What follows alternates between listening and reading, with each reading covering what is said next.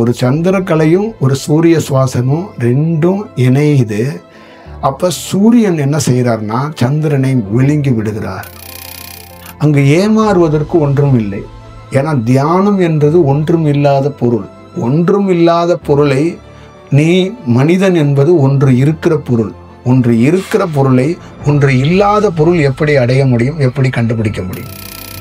அப்ப அந்த திட்டத்தை உன்னிடம் இருந்து பறிக்க முயற்சி பண்ணுது ஒரு ஞானியோடைய தியானம்.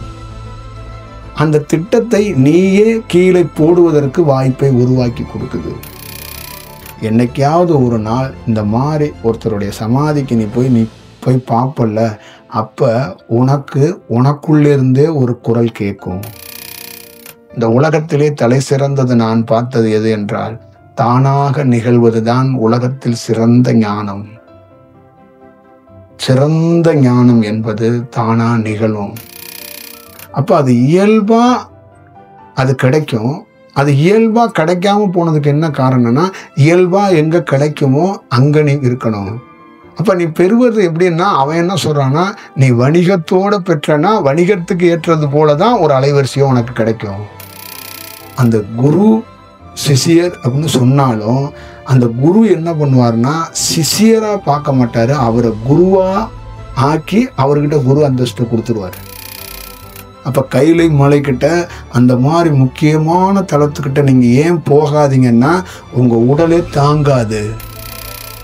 அதுதான் அடிக்கடி பெரியவங்க வார்த்தையை பயன்படுத்துவாங்க, நேச்சருக்கு இணையா ஒண்ணுமே கிடையாது அப்படிங்கிறாங்க. ஒரு ஞானி என்ன சொல்றான்னா, நேச்சரே செயற்கைங்கிறான். செயற்கைன்னா மனம் படைத்த மனிதர்களுக்கு ஆசைக்காக தோற்றி வைக்கப்பட்ட பொருள் தான் இந்த பொருள்.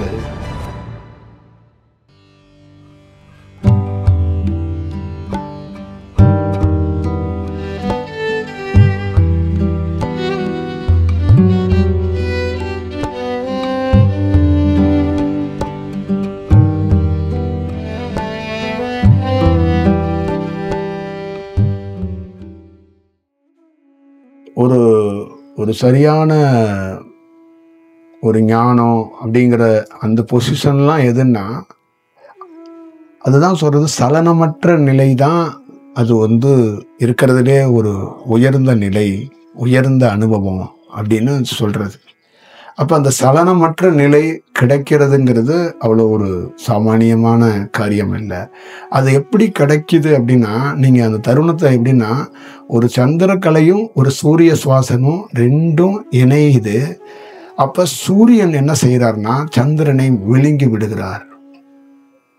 அப்ப சந்திரன் அவர் விழுங்கும் போது அவரு ஏதுமற்ற நிலையில் இருக்கிறார். அதுதான் உலகத்திலே உச்சபட்ச ஒரு அனுபவம் அப்படின்னு அவங்க சொல்றாங்க. அப்ப அங்க அவர் ஒன்றும் இல்லாத ஒரு பரிணாமத்துக்கு அவர் மாறுறாரு. ஒன்றுமே இல்லாத ஒரு பரிணாமத்தை, ஒரு செயல் வடிவத்தை அவர் அனுபவிக்கிறாரு. அவர் அவரே அனுபவிக்கிறார். அங்க அதுதான் பொருள். அவர் அனுபவிக்கிறாரு. அப்ப அவருக்குள்ள உள் உணர்வு என்னன்னா, நீ அனுபவிக்கிறத பிரசன்ட் பண்ணு, பிறரையும் அனுபவிக்க வை. இப்படித்தான் நம்ம ஊர்ல பாடம் திட்டம் வந்தது, இப்படித்தான் மருத்துவம் உருவானது, இப்படித்தான் கல்வி திட்டம் வாத்தியார் டீச்சர்லாம் வந்தாங்க. கற்றவர் ஒருவர் தான், அதை கேட்டவர்கள் கற்றவர்களாக மாறினாங்க. அப்ப பெற்றவர் ஒருவர் தான், அதை வாங்கியவர்கள் ஞானிகளாக மாறினாங்க, சிஷியர்களாக மாறினாங்க, மாணவர்களாக மாறினாங்க. அப்ப இந்த உலகத்துல ஒருவர் தோன்றினார், ஒருவர் பின்னால் பலரும் தோன்றினார்கள். அந்த ஒருவர் தனக்குள்ளே நிகழ்ந்ததை பிறருக்கு செயல்படுத்தினார். அவர் செவிக்குள் கேட்ட இசையை பிற செவிக்கும் கேட்கின்ற செயலை உருவாக்கி கொடுத்தார். அப்ப அவரே ஆனந்தத்தில் ஆளாமல் பிறருக்கும் கொடுத்தார். இதான் ராமகிருஷ்ணர் அற்புதமாக விவேகானந்தருக்கு உரைத்த போது, ஆனந்தத்தில் சமாதி, தியானம், பேரானந்தம், சந்தோஷம், நீ அதை அனுபவிப்ப. அதை நீ அனுபவிக்கிற மாதிரியே பிறருக்கு அனுபவிக்கணும்னா நீ அடிக்கடி அதிலேயே ஆழ்ந்து போய் உட்காராத, வெளியில மக்களை சந்தி, மக்கள்கிட்ட போ. இப்ப நிறைய நாள் நிறைய நேரங்கள் நம்ம அறையிலே ஆழ்ந்து போகிறோம். அப்போ ஆழ்ந்து போகும்போது தன்னை அறியாமல் ஒரு பூக்கள் மாதிரி மாறுறோம். அப்போ அந்த பூக்களுக்கு ஒரு உள் உணர்வு வருது. அப்படியே இருந்து விடாமல் எழுந்து நகரப்புறத்துக்குள் சென்றுவாங்க. அப்போ செல்லும்போது அந்த பூக்களுடைய மனம் பிறருக்கும் வீசட்டும், பிறரும் பார்க்கட்டும். ஆனால் இந்த உலகம் தோன்றிய காலத்திலேருந்து ஒரு ஞானிய பூக்களாவோ அந்த வாசத்தை தான் உணர்றான்னு எவனாலையும் உணர முடியலைங்க. சாமியார், குரு, வெவ்வேறு விஷயங்கள். நான் தான் சொல்லிட்டேன், குரு என்பது ஒரு பட்டம், ஒரு மரியாதை அல்ல. ஒண்ணுமே இல்லாதத குரு என்று அழை. அப்போ ஒண்ணுமே இல்லை அப்படிங்கிறது என்னன்னா, நான் சொன்னேன்ல, ஆழ்ந்து போய் உட்கார்ந்து இருந்தார்ல, அந்த ஆழ்ந்து போய் உட்கார்ந்து இருக்கிறவரை கடவுள் வந்து சொல்லலை. அந்த ஆழ்ந்து இருக்கிற அவருக்குள்ளேயே ஒரு குரல் கேட்கிறது. அந்த ஆழ்ந்தவருக்குள்ளே ஒரு குரல் கேட்கிறது, நீ இந்த ஆனந்தத்தை நீ மட்டும் அனுபவிக்காதை, பிறருக்கும் கொடு, செல். அப்ப அவரு செல் அப்படின்னு சொன்னோன்னா அவர் எழுந்து செல்றாருல. இந்த மாதிரி ஒண்ணுமே இல்லாத பொருளை குரு என்று சொல்வார்கள். அப்ப அவர் யாருமே அவருக்கு பாஸ் கிடையாது. எந்த சம்பளத்துக்கு அவர் வேலை செய்யறது கிடையாது. எந்த பொருளையும் அடையறதுக்காக செய்யறது கிடையாது. அப்ப பொருளை அடையல, பாஸ் இல்ல, கடமை இல்ல, எதுவும் இல்லை. ஆனா பயணிச்சுக்கிட்டே இருக்கிறார். அப்ப இந்த மாதிரி ஒரு செயல் பண்றவன குரு என்று அழை. இப்போ உங்களுடைய பிரயாணத்துக்குள்ள எல்லாத்துக்குள்ளேயும் ஒரு கடமை இருக்கு. ஆனா ஒரு குருக்குள்ள கடமை இல்லை. அதனாலதான் அவர் குரு.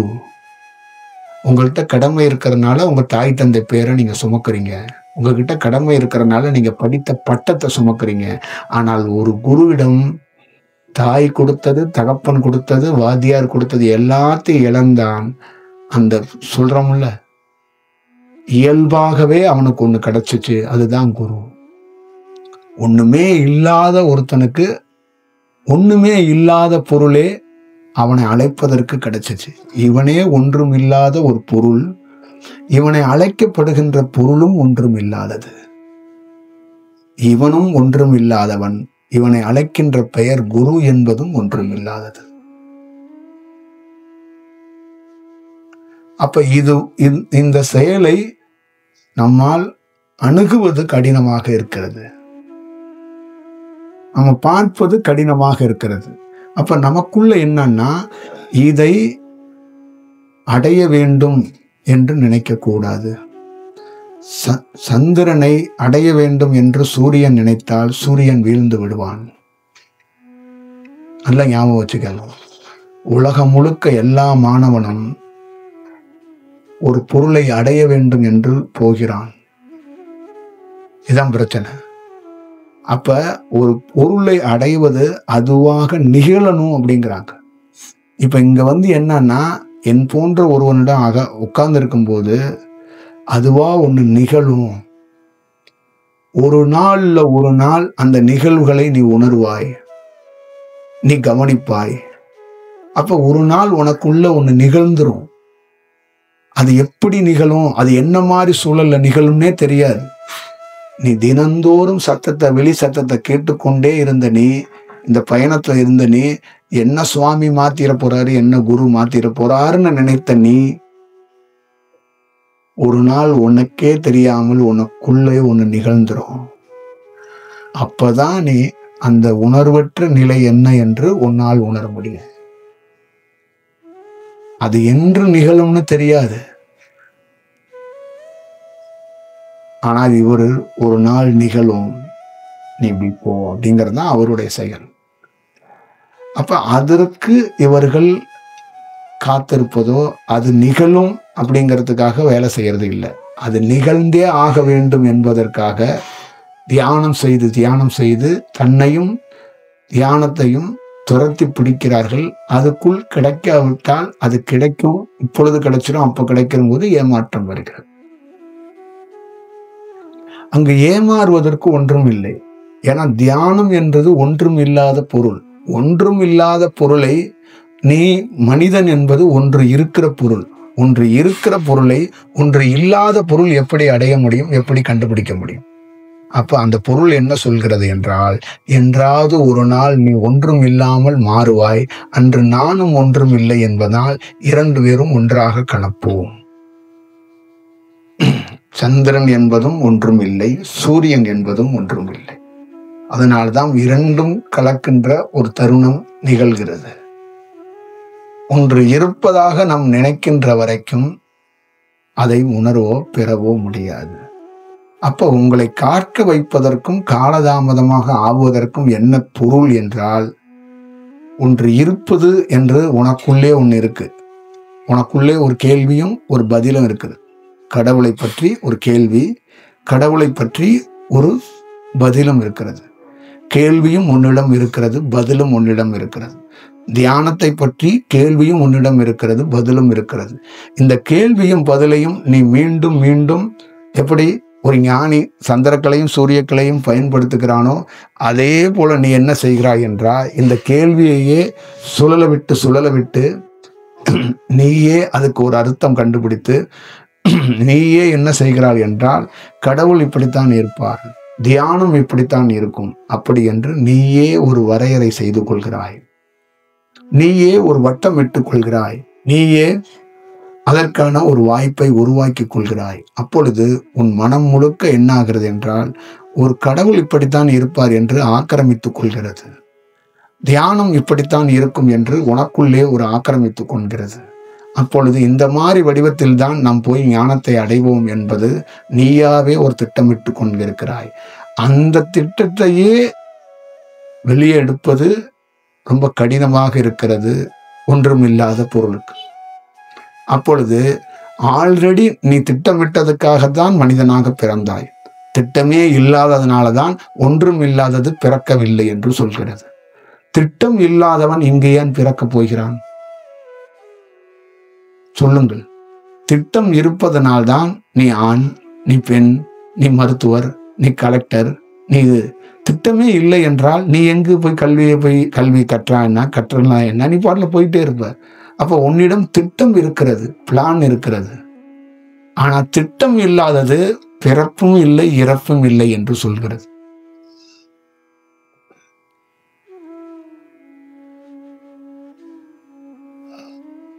அப்ப அந்த திட்டத்தை உன்னிடம் இருந்து பறிக்க முயற்சி பண்ணுது ஒரு ஞானியோடைய தியானம். அந்த திட்டத்தை நீயே கீழே போடுவதற்கு வாய்ப்பை உருவாக்கி கொடுக்குது. அப்ப நீ திட்டம் போட்டதுக்கு அப்புறம், திட்டத்தை கீழே போட்டதுக்கு அப்புறம், நீ அங்கு ஒன்றும் இல்லாமல் மாறினதுக்கு அப்புறம், நீ முன்னால் செய்த வேலை இருக்குல்ல, அதோட அதிகமான வேலை செய்யற. ஆனா ஒன்றும் இல்லாமல் செய்கிறாய். ஒரு திட்டத்தோட நீ 1000 மக்களை சந்தித்தார், திட்டம் இல்லாமல் லட்சம் மக்களை சந்திக்கிறாய். ஆனால் ஒன்றும் இல்லாமல் சந்திக்கிறாய்.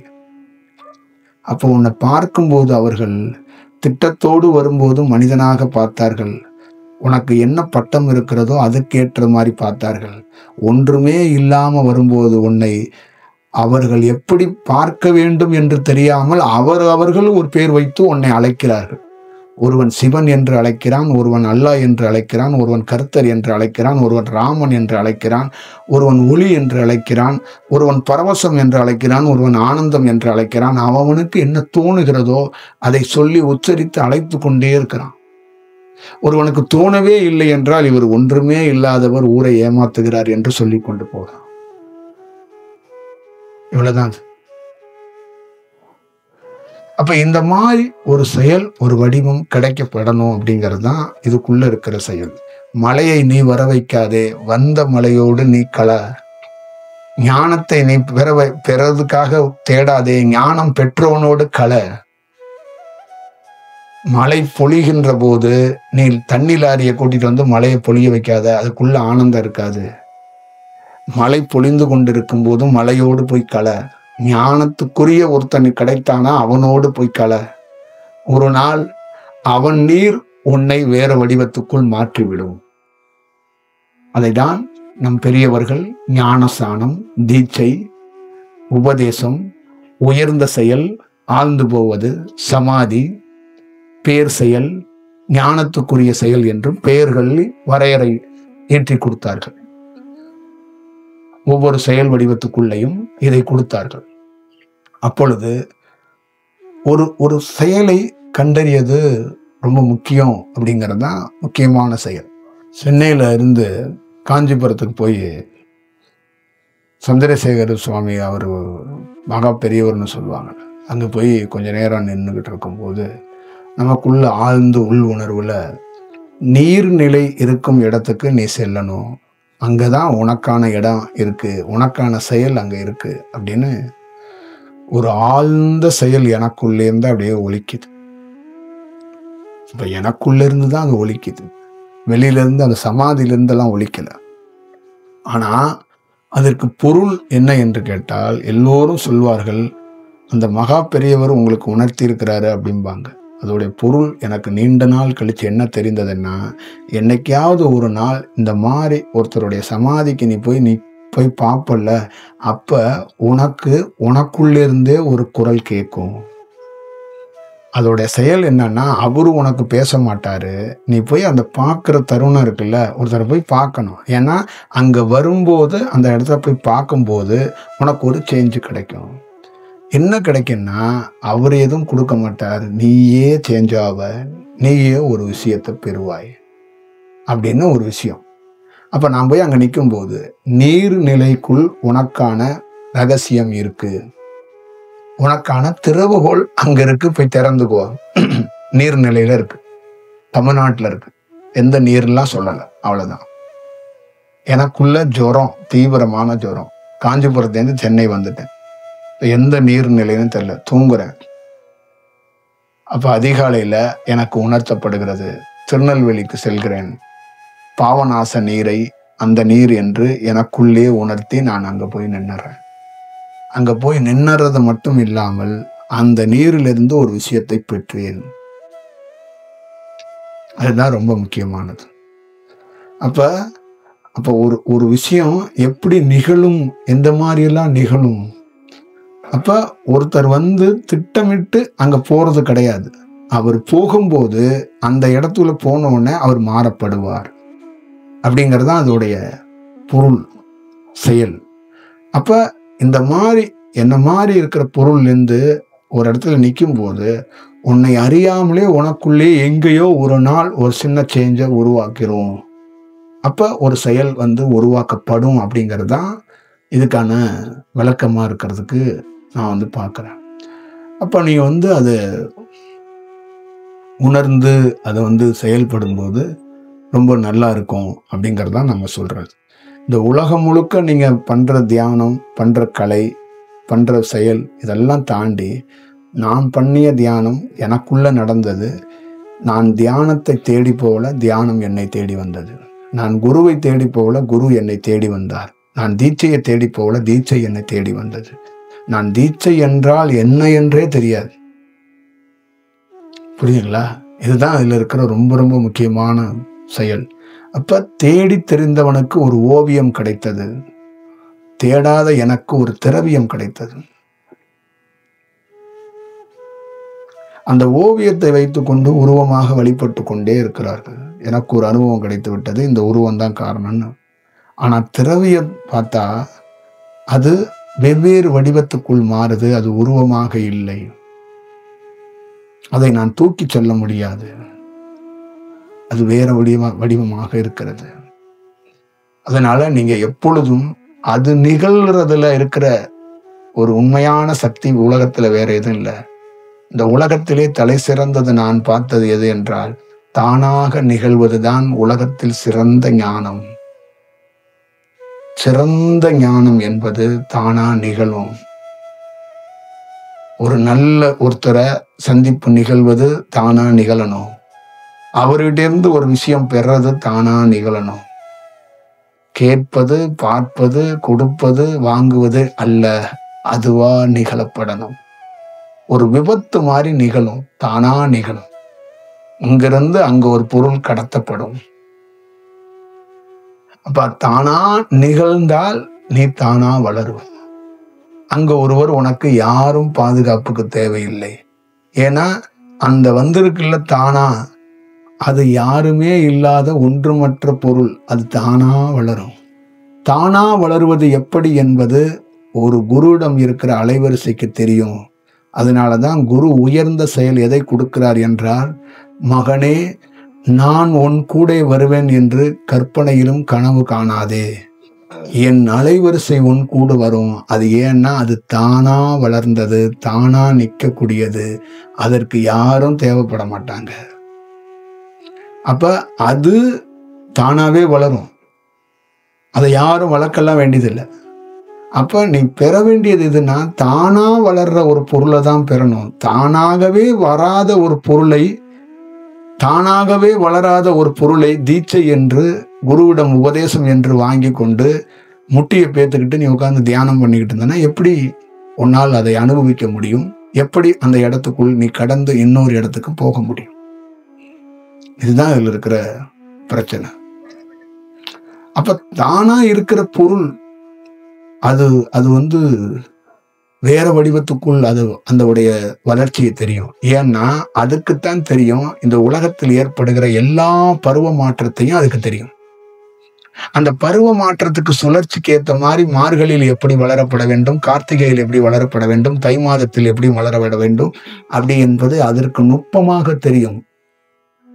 செயற்கையாக பெற்றிருக்கின்ற உன்னுடைய செயலுக்கு கார்த்திகையும் ஒண்ணுதான், மார்கழியும் ஒண்ணுதான், தையும் ஒண்ணுதான். அதனாலதான் நீ வாங்கிய வாசியை ஒரே மாதிரி ஒரு கிராமத்தில் அரைக்கிற ஒரு பெண்மணி மிளகா அரைக்கிற மாதிரி அரைத்து கொண்டே இருக்கிறாய். அரைத்து அரைத்து அந்த மிளகாவும் தேய்ந்தது போல் நீயும் தேய்ந்து கொண்டே இருக்கிறாய். இதுதான் இதுக்குள்ள இருக்கிற ரொம்ப ரொம்ப முக்கியமான ஒரு வடிவம்.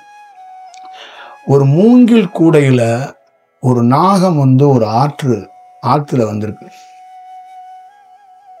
பெரிய ஆச்சரியம், மூங்கில் கூடையில் ஒரு நாகம் முழுகாமல் மூங்கில் கூடையோடு அப்படியே மிதந்துகிட்டே வந்திருக்கு.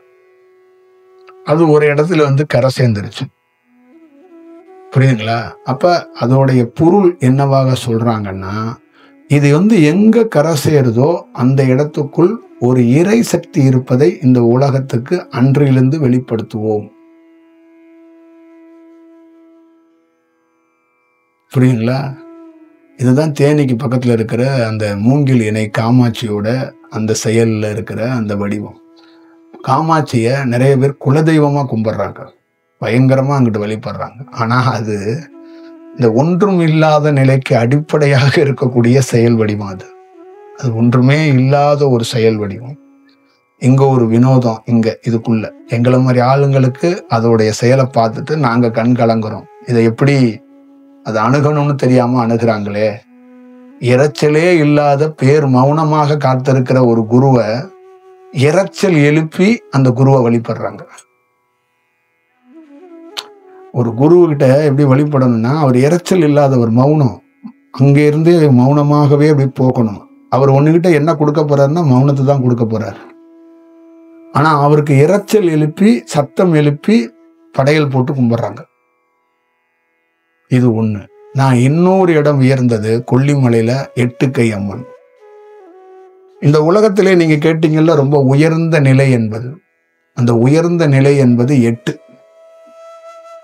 இந்த 8ல தான் உயர்ந்த நிலை இருக்கு. இந்த 8 கை அம்மன்னு சொல்றாங்கல்ல, அது 8 கை இல்ல, அது ஒரு 8 மிகப்பெரிய பிரபஞ்சத்தில் இருக்கக்கூடிய பேர் ரகசியம், பேர் அதிசயம்.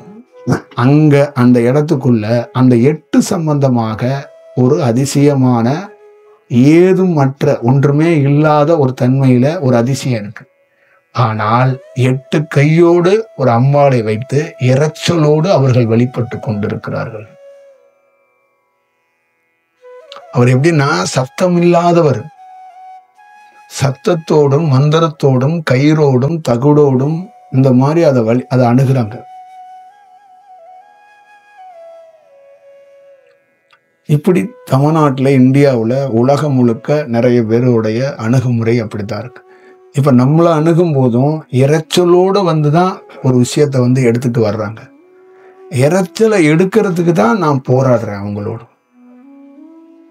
புரியுங்களா? இப்போ ஒரு ரேடியோ ஸ்டேஷன்ல நம்ம ஒரு பாடல் கேட்கிறோம்ல, அந்த இரைச்சல் நிற்கும்னா, அந்த இரைச்சல் இருக்குன்னா சிக்னல் ப்ராப்ளம் வாங்க. இப்போ உங்ககிட்ட என்ன ப்ராப்ளம் இருக்குன்னா சிக்னல் ப்ராப்ளம் இருக்கு. இப்போ என்கிட்ட என்ன இருக்கு அப்படின்னா, என் இரைச்சல் எப்படி நின்றுச்சு, என் இரைச்சலை நிப்பாட்டுறதுக்கு என்னன்னா நல்ல சிக்னல் இருக்கு. இப்போ இந்த சிக்னல்ங்கிறது அலைவரிசை. இப்போ இந்த அலைவரிசை இருக்கும்போது எல்லா இடத்துலையும் இரைச்சல் இல்லாமையே செயல்பட முடியும். அப்போ எல்லா இடத்துலையும் இரைச்சல் இல்லாமல் உன்னால செயல்பட முடியலைன்னா சிக்னல் வீக்கா இருக்கு. அப்போ இங்கிருந்து என்ன பண்றது, பக்கத்து ஸ்டேட்லேருந்து நம்ம எப்படி மின்சாரத்தை கொஞ்சம் கடன் வாங்குறோம், நீரை எப்படி கடன் வாங்குறோம், அந்த மாதிரி கடனாக இல்லாமல் இயல்பாக இயற்கையாக தன்னுடைய குழந்தையை தன்னுடைய சகோதரிக்கு எப்படி ஆத்மார்த்தமா தாரவார்த்து கொடுப்பாங்களோ, தற்றெடுத்துக்குள் நீ வள அப்படின்னு கூட சொல்லலாம். அந்த மாதிரி ஒரு ஞானி அந்த சிக்னல் இல்லாத அந்த குழந்தைக்கு தன்னுடைய இருக்கிற அலைவரிசையிலேருந்து ஒன்று கொடுத்து சிக்னல் கொடுக்குறாரு. அப்ப அந்த குழந்தைக்கு என்ன ஆகுதுன்னா, சிக்னல் கிடைத்த உடனே இரைச்சல் நிக்குது. இதுக்கு உதாரணம் ஒன்று சொல்றேன். விவேகானந்தர் ஒரு வீட்டில் தங்கியிருந்தார். தங்கியிருந்த போது ஒரு குழந்தை இரவு முழுக்க அவரை தூங்க விடல. இவர் தியானத்தில் ஆழ்வார். அந்த குழந்தை இரவு முழுக்க கத்திக்கிட்டே இருக்கும். அந்த தாய் பால் கொடுப்பா, தூங்க வைப்பா, திருப்பி அந்த தாயும் தூங்க மாட்டா, அந்த குழந்தையும் தூங்காது, அழுதுகிட்டே இருக்கும். பிறந்த குழந்தை அழுவது சகஜம்தான். ஆனா அதற்கு தாண்டி அது அழுகுது. அதையும் தாண்டி இரைச்சல் இல்லாத ஒருவன் இருக்கும்போது, இன்னும் பேர் இரைச்சலாக இருக்கும்போது இவனால எதுவும் செய்ய முடியல. அப்ப அந்த விவேகானந்தர் என்ற அந்த ஞானி என்ன செய்தார் என்றால், அந்த தாயிடம் போய், சகோதரி, உன் குழந்தையை என்னிடம் பால் கொடுத்து விடு, நான் அதை வைத்திருக்கிறேன், நீ தூங்கு, நீ பல நாள் தூங்காமே இருக்கிற, நீ தூங்கு. நீங்க எங்க வீட்டுக்கு வந்து ஒரு சுவாமியா வந்திருக்கிறீங்க, உங்களுக்கு நான் தொந்தரவு பண்ணக்கூடாது, குழந்தைய நாங்க கொடுக்கல, நாங்க பார்த்துக்கிறோம், நீங்க ஒன்றும் இல்லை அப்படின்னு சொல்றான். இல்லை கொடு அப்படின்னு சொல்லி அதை வாங்கி மடியில போட்டிருக்கிறாரு. அந்த குழந்தை கொஞ்சோண்டு அழுகுது. அந்த அம்மா அப்படி பார்த்தா. ஒரு 2 நிமிடம் 3 நிமிடத்துல இவர் தியானத்தில் ஆழ்ந்தார். இவர் தியானத்தில் ஆளும்போது அந்த அம்மாவும் தூங்கிட்டா, இந்த குழந்தையும் தூங்கிடுச்சு. இவர் விடிய விடிய அப்படியே தியானத்திலே இருக்கிறார். அந்த குழந்தை அழுகவே இல்லை. பெண்ணாட்களில் பேர் சொல்லும் ஒரு பெரிய குழந்தையாக அந்த குழந்தை வந்தது. அப்ப அங்க என்னன்னா, அந்த அழுவை என்பது ஒரு இரைச்சல், சிக்னல் இல்லை. அப்ப அந்த சிக்னலை இந்த அலைவரிசை மூலியமா அந்த மடியில செலுத்தும் போது அந்த குழந்தைக்கு தன்னை அறியாமலே ஒரு அமைதி கிட்டி அப்படியே உறங்கிருச்சு. நீங்க ஒரு புத்தகத்தை படிக்கும் போதோ ஒரு காட்சியை பார்க்கும் போதோ தன்னை அறியாமலே அப்படியே கண்ணு சொக்குது, தூக்கம் வந்துடுதுங்கல்ல, அந்த மாதிரி இந்த அலைவரிசை உள்ள போய் அப்படியே அதை ஆழ்த்தி ஒரு போர்வை மாதிரி போத்தி தூங்க வச்சிருச்சு. அப்ப ஒருத்தருடைய ஞானியோடைய அலைவரிசை என்ன மாதிரி செயல், என்ன மாதிரி வடிவம்.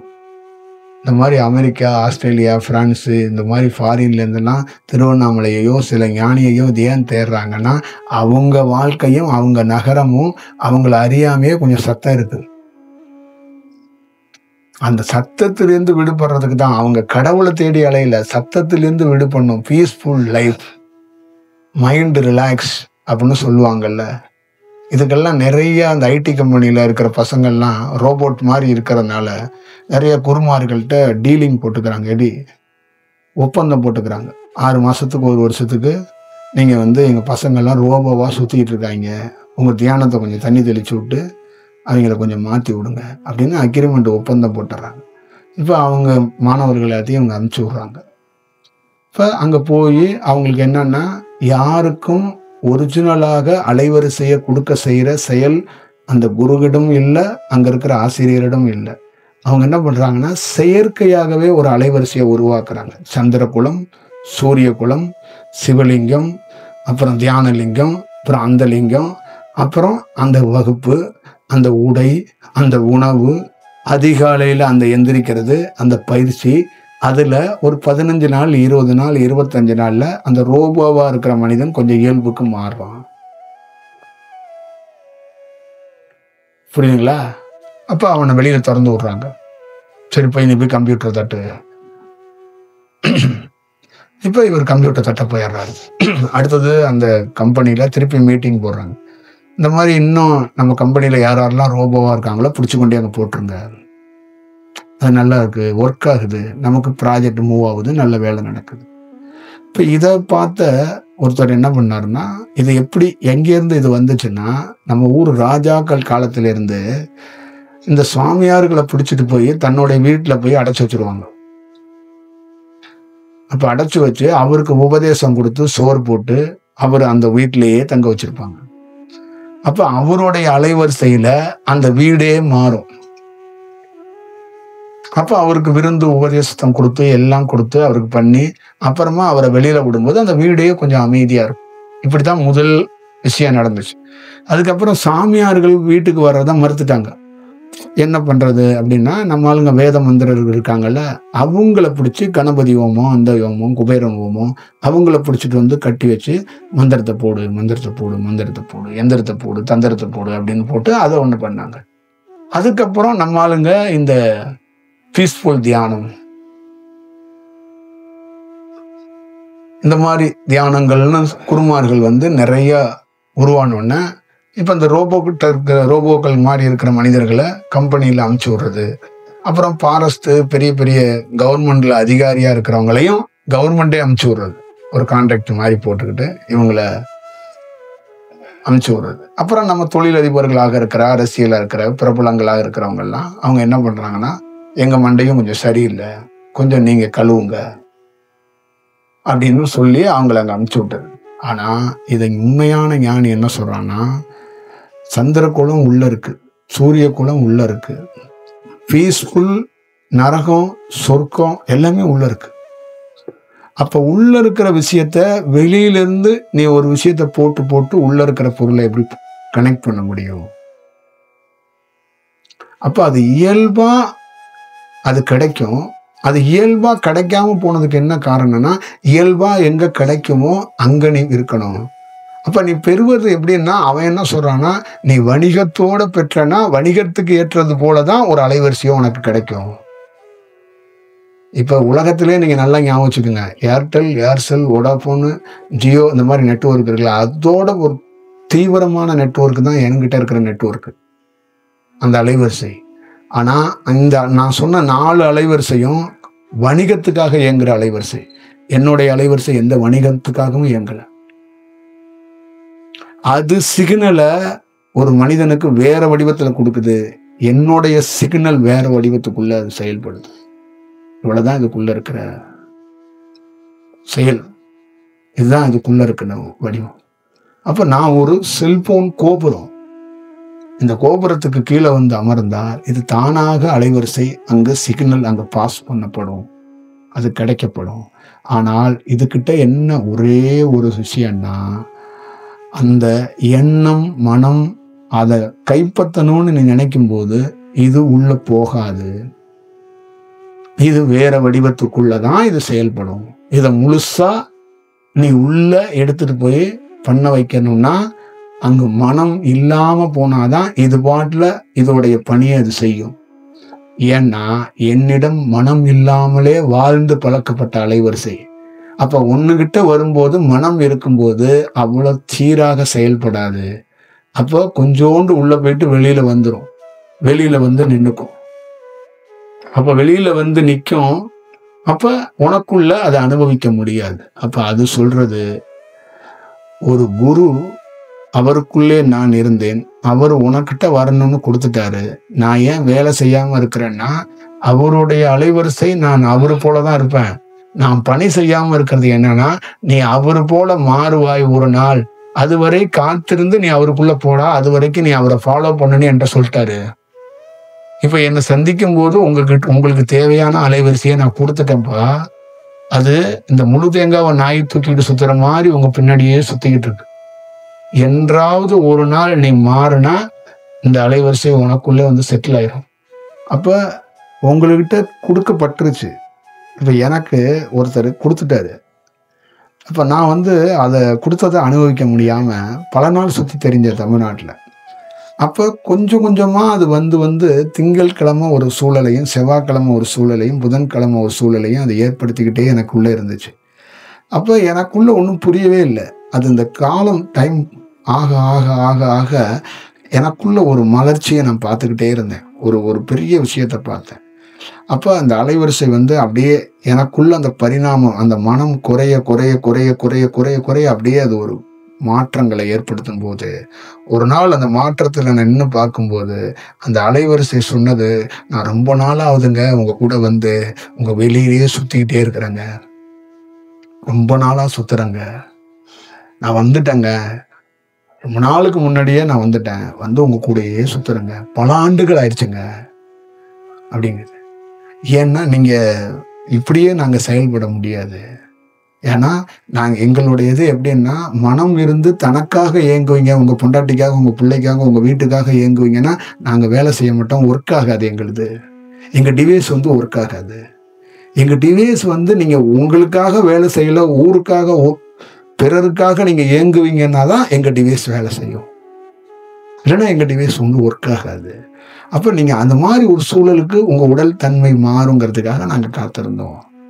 அப்ப அதுக்கு மாத்துறதுக்காக நாங்க கொஞ்சம் டோஸ் மருத்துவங்க எப்படி ஒரு ஜுரத்துக்கு பார்த்துட்டு கொஞ்சம் கொஞ்சமா மருந்து இருக்குங்கிறதுக்காக 2 லிட்டர் 3 லிட்டர் அள்ளி ஊற்ற முடியாது உள்ள.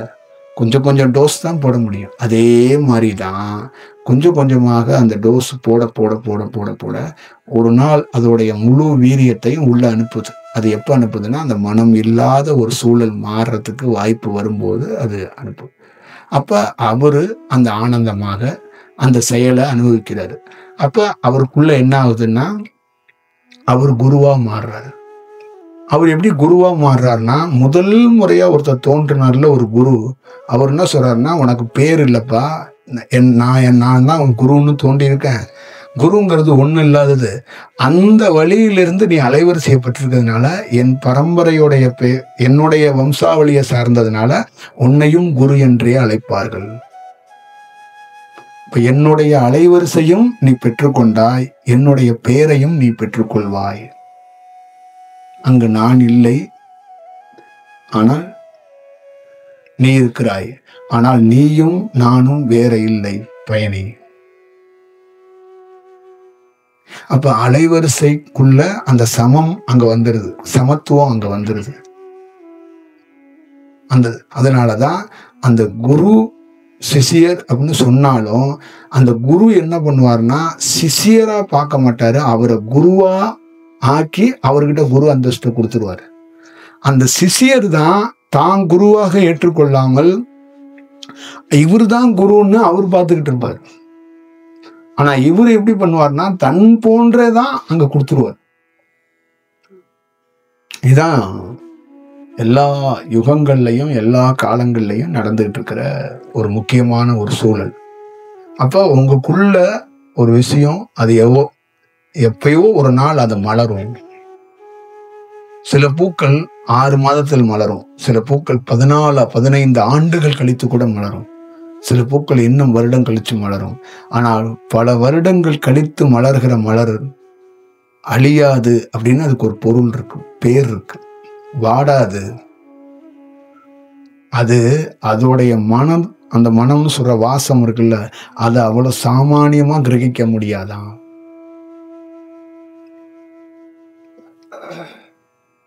இது ரொம்ப முக்கியம். கைலை மலைக்கிட்ட ஏன் போகக்கூடாதுன்னா, சுவாசம் 100 கடந்து ஓடுமா, சந்திரக்கலையும் சூரியக்கலையும். அப்ப கைலை மலைக்கிட்ட அந்த மாதிரி முக்கியமான தளத்துக்கிட்ட நீங்க ஏன் போகாதீங்கன்னா, உங்க உடலே தாங்காது. என் போன்ற ரொம்ப உயரமானவனுடைய முழு வடிவத்தையும் அலைவரிசையும் ஏன் காட்டலைன்னா உன்னால தாங்க முடியாது.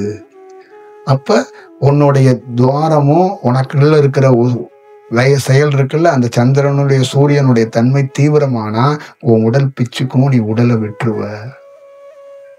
கொஞ்சம் நிதானமாறு அப்படிங்கிறதான் சில சூழல்களை அப்படி அமைதிப்படுத்தி ஆசுவாசப்படுத்தி கூட்டிட்டு போற. இதான் ரொம்ப முக்கியம். இந்த ஆசுவாசங்கிறது இதுல இருந்து தான் அது நிகழப்படுகிறது.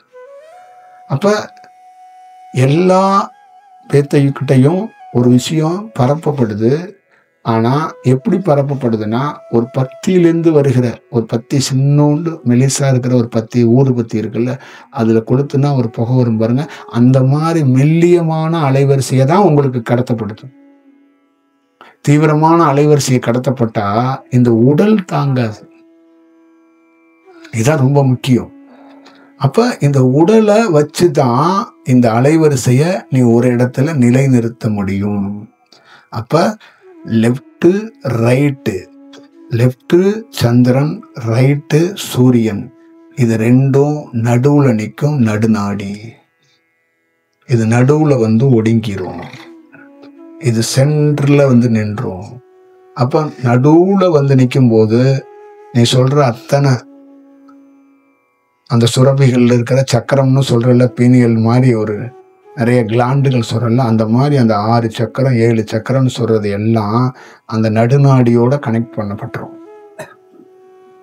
அப்படியே எல்லாம் ஒன்னா ஒரே செயலுக்குள்ள செயல்படுங்க. அப்ப அவர் எப்படி ஆவாரு, ஒரு கம்பு மாதிரி இப்படி ஆயிடுவார். ஒரு ஞானி இப்படி நின்றுவார். கீழே இருக்கிற மூலாதாரம் அப்படியே மேலே நடுநாடியாக இருக்கும்போது எல்லா லைட்டும் எரிஞ்சு மேலே தலையில் இருக்கிற மூலாதாரமும் எரிந்து, அதையும் தாண்டி அந்த 8 கை அம்மன் சொன்னாங்கல்ல, அது இப்படி ஒரு தலையை தாண்டி அவுட் ஆஃப் பாடியில் இருக்கும். அப்படி அந்த இடத்துக்கு போய் நின்றுவார். இப்போ இந்த உடலை தாண்டதே, இதை தாண்டது இப்படி தாண்டி தலையை இப்படி தாண்டினாவே இது ஒன்றும் இல்லைன்னு பொருள். இப்போ இதுக்குள்ள இருக்கிறது ஒன்று இருக்கு, இதை தாண்டுனா ஒரு விஷயம் இருக்கு. இப்போ தாண்டினதை இதை பார்க்குற, என்ன பார்க்குற, என்னுடைய விஷயம் இந்த தலைமுடி இருக்குல்ல, இதை தாண்டி ஒன்று வேலை செய்யுது. இப்போ இதை நீ பார்க்க முடியல, இப்போ இதை பார்க்க முடியல. இதுதான் என்னுடைய அனுபவம்.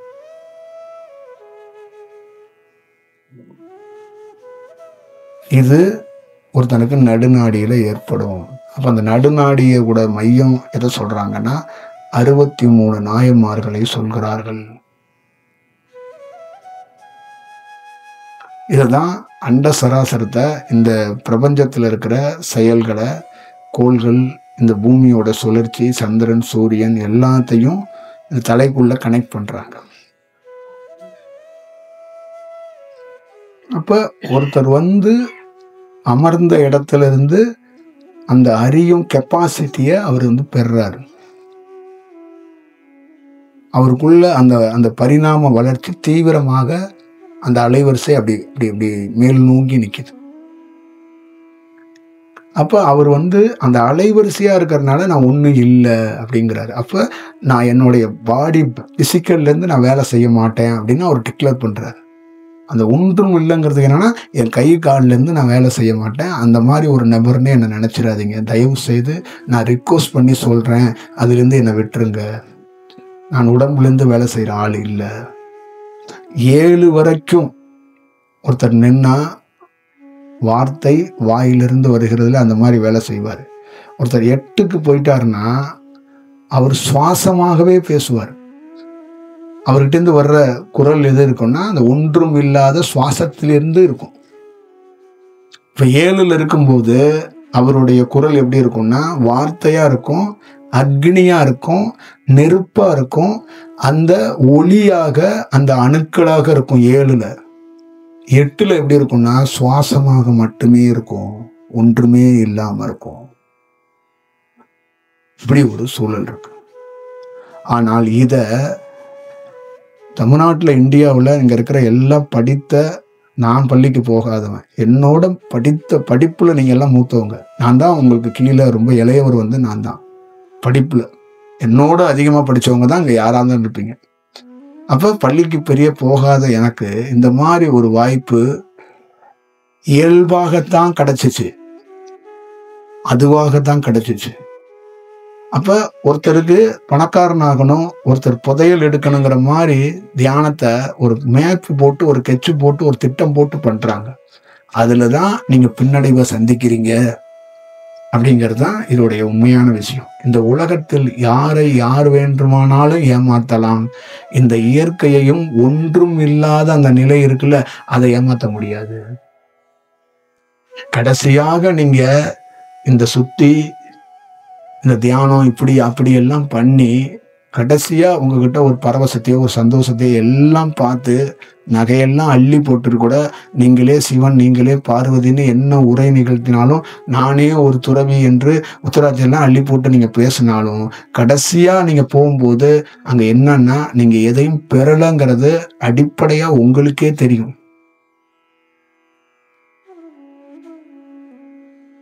அப்போ ஒண்ணு பெற்ற மாதிரியே வாழ்ந்திருக்கீங்க அப்படிங்கிறது அது உலகத்துக்கு தெரியுதோ இல்லையோ உங்களுக்கு தெரியும். அதுதான் ரொம்ப. அப்ப ஒரு இயல்பாக அது கிடைக்கும் போது அது என்ன சொல்லுது, நீ பெற்றுட்ட ஆனா ஒண்ணும் இல்லைங்குது. அதுதான் அடிக்கடி பெரியவங்க வார்த்தையை பயன்படுத்துவாங்க, நேச்சருக்கு இணையா ஒண்ணுமே கிடையாது அப்படிங்கிறாங்க. ஒரு ஞானி என்ன சொல்றான்னா நேச்சரே செயற்கைங்கிறான். செயற்கைன்னா மனம் படைத்த மனிதர்களுக்கு ஆசைக்காக தோற்றி வைக்கப்பட்ட பொருள் தான் இந்த பொருள். இது எப்ப வேணாலும் கலைச்சு போட்டுருவோம். ஒரு வீட்டு வாசல்ல போட்டிருக்க கோலத்தை ஒரு கையை வச்சு நம்ம அதே கையை வச்சு அழைச்சிடலாம். அதே மாதிரி இங்க கிடக்கிற பில்டிங் எல்லாத்தையும் ஒரு பூகம்பம் அப்படி சேர்க்கானா எல்லாம் உடஞ்சி கீழே விழுந்துரும், அழைச்சு போட்டுரும். அப்ப இந்த பஞ்சபூதங்கள் என்ன பண்ணுது, அவ்வப்போது நீங்க கோலம் போட்டுக்கிட்டே இருக்கிறீங்க, அழகான வீடு அழகான காரு அழகான தெருவு அழகான விஷயம், அது அழைச்சு போட்டுருது. இப்படிதான் அது அந்த நிகழ்வுகள் நிகழுது.